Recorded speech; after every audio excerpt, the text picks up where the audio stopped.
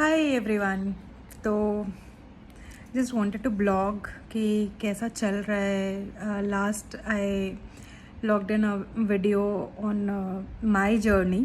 तो it has been around 10-15 days now to that. तो उसी को आगे बढ़ाते हुए I just want to start something new. तो कुछ चाइल्डहुड का रिमेंबर कर रही थी। So one thing which I like is doing poetry, and I wanted to share something which I wrote some time back.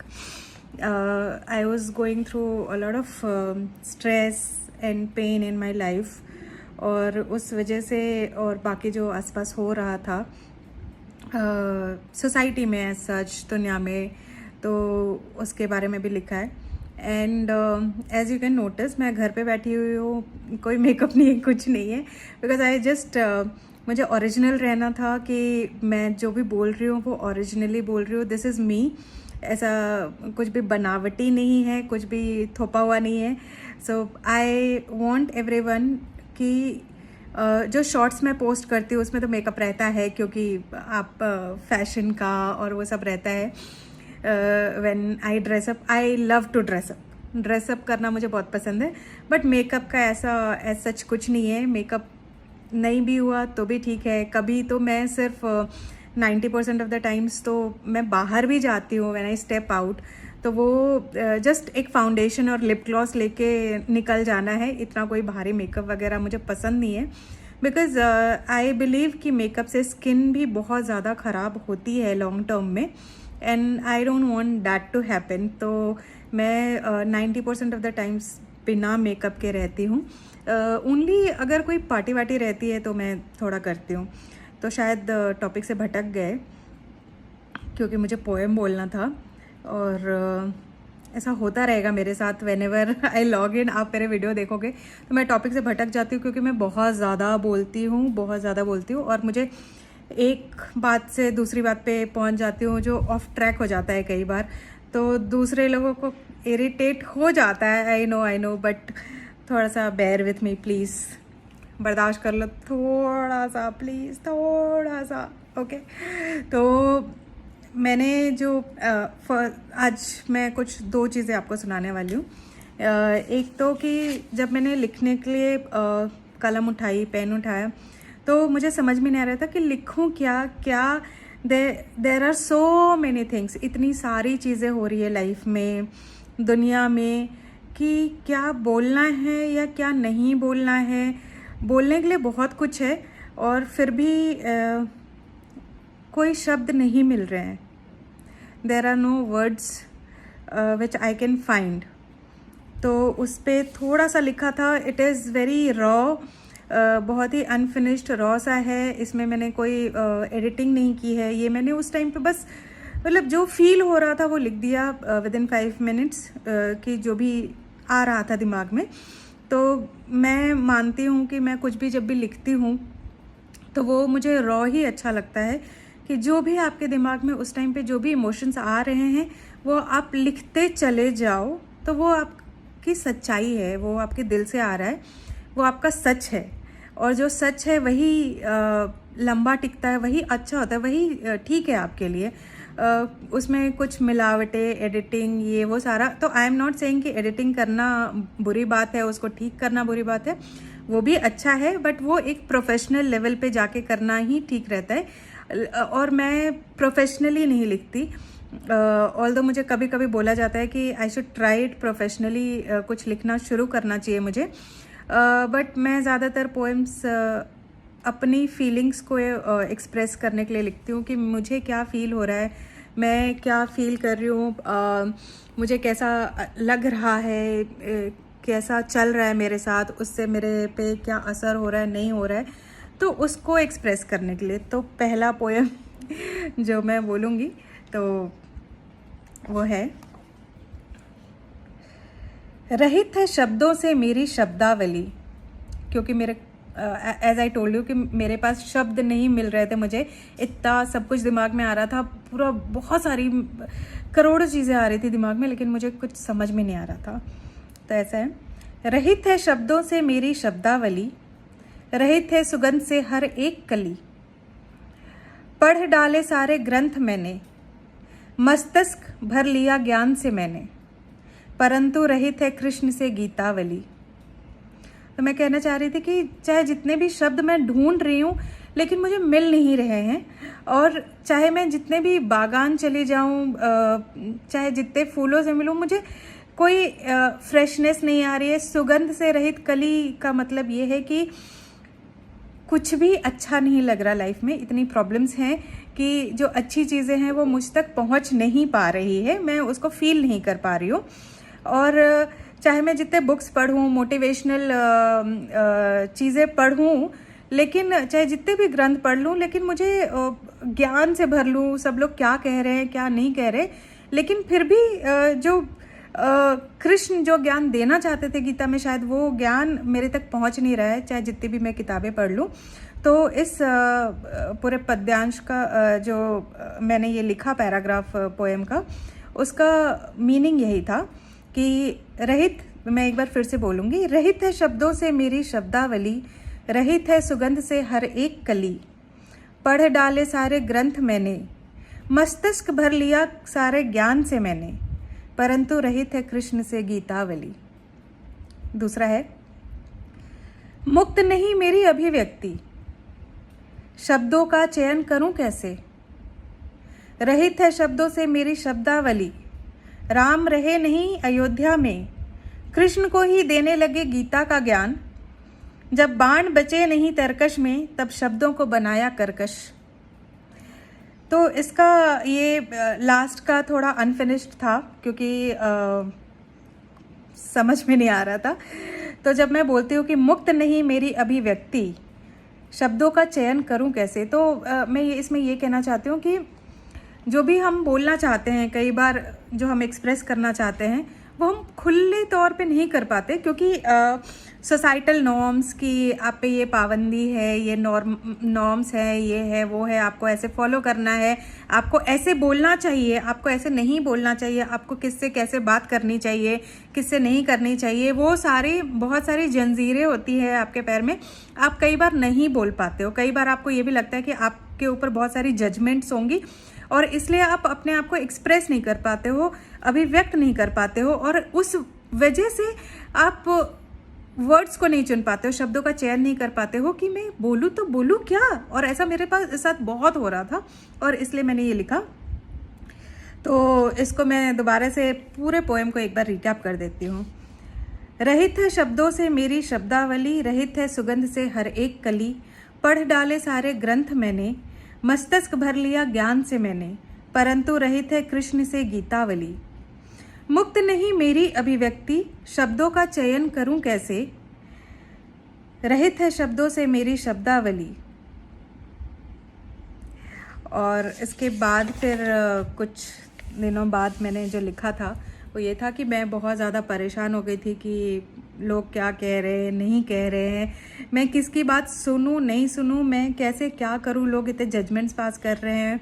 And मेरी mother, मेरी mummy ये बोल रही थी कि मुझे भगवान के पास जाना चाहिए और उनसे समझना चाहिए, पूजा करनी चाहिए कि क्या होना चाहिए लाइफ में। शायद मुझे थोड़ा सोल सर्चिंग करनी चाहिए, अपना आत्म संकलन करना चाहिए कि क्या हो रहा है, नहीं हो रहा है, या क्या करना चाहिए मुझे, आगे का मेरा जो रास्ता है, जो पथ है, उसको उजागर जो है भगवान ही करेंगे।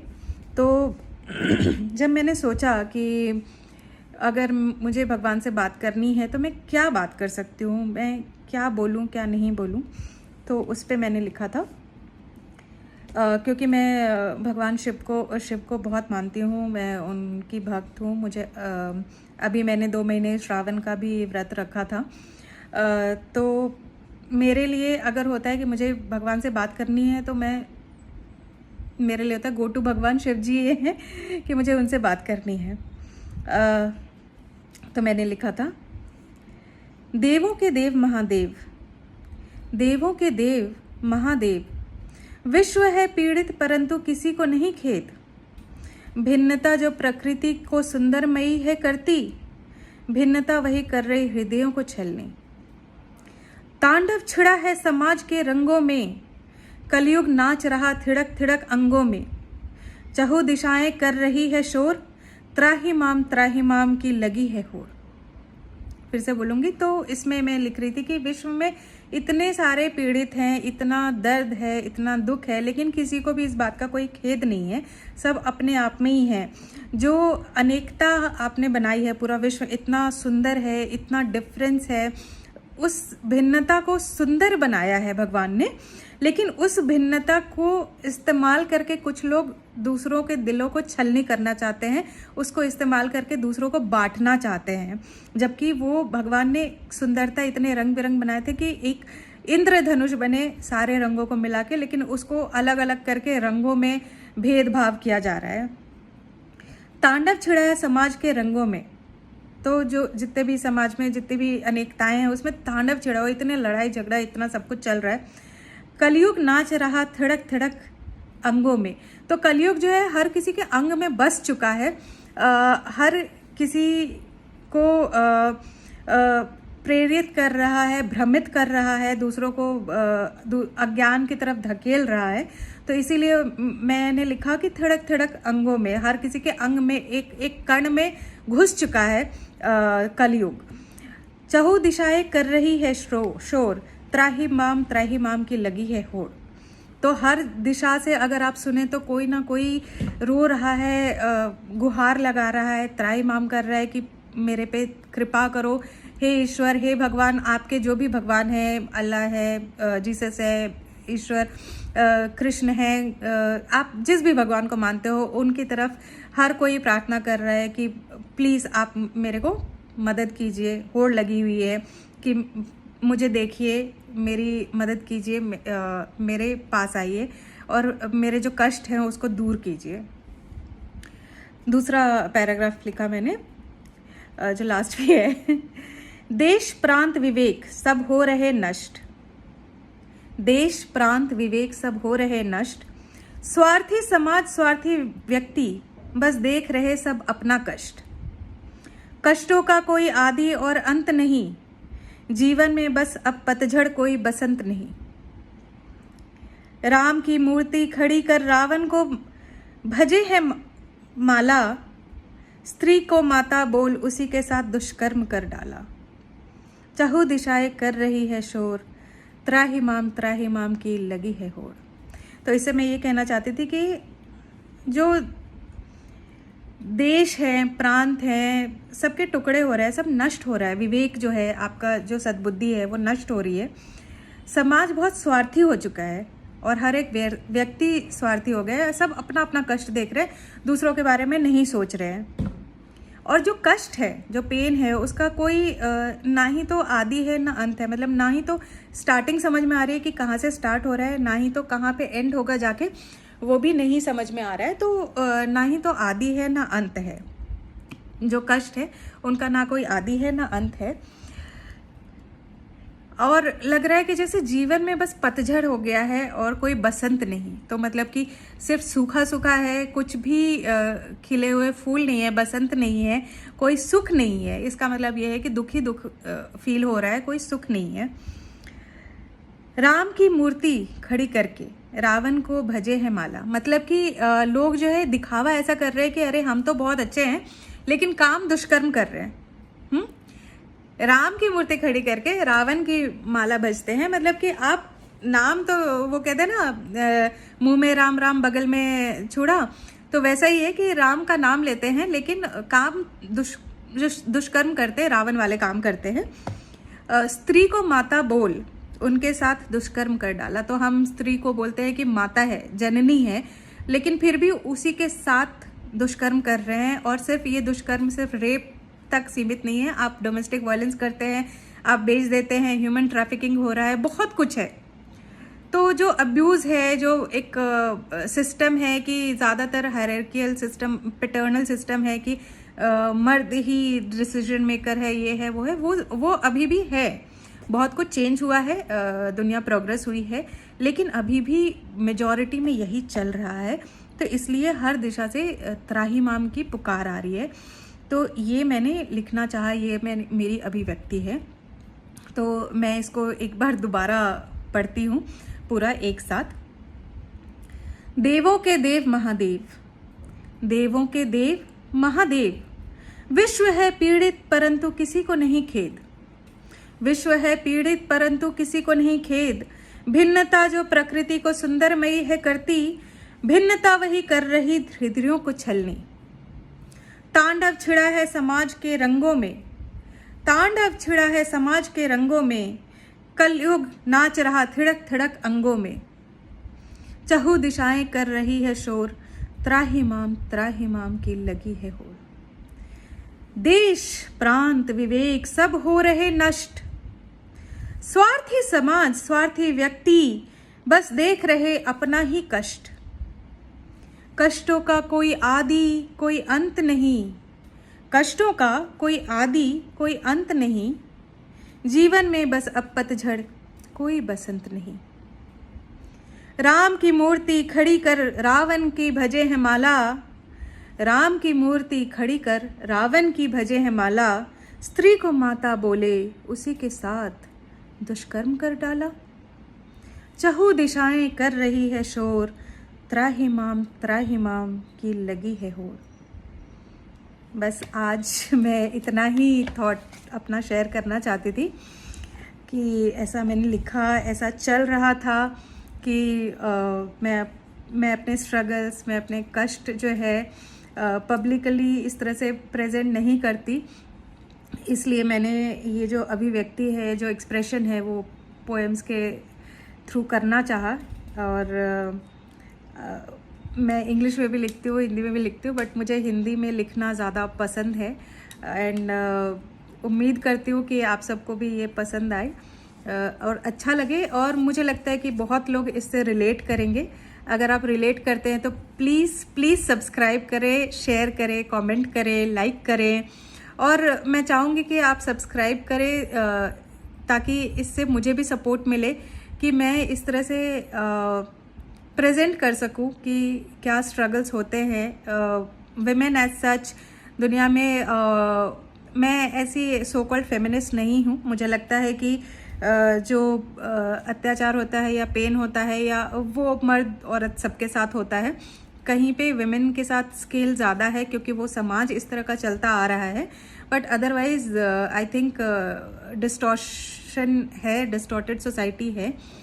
तो I want you to support me कि आप मुझे सपोर्ट करें, लाइक करें, शेयर करें, सब्सक्राइब करें और मुझे इस बात के लिए सपोर्ट करें कि मैं इस तरह से और आगे आऊँ और इन सारी बातों पे बात कर सकूँ और भी बहुत सारी चीज़ों पे बात कर सकूँ। Thank you so much and good night, love you all, thank you for supporting me. अभी तक जितने लोग सपोर्ट कर रहे हैं, थैंक यू सो मच। मैं चाहूँगी कि और लोग भी जुड़ें और दूसरों को भी प्रेरित करें, इंस्पायर करें। तो प्लीज़ आइए मेरे साथ जुड़िए। Thank you so much, love you all, good night, bye.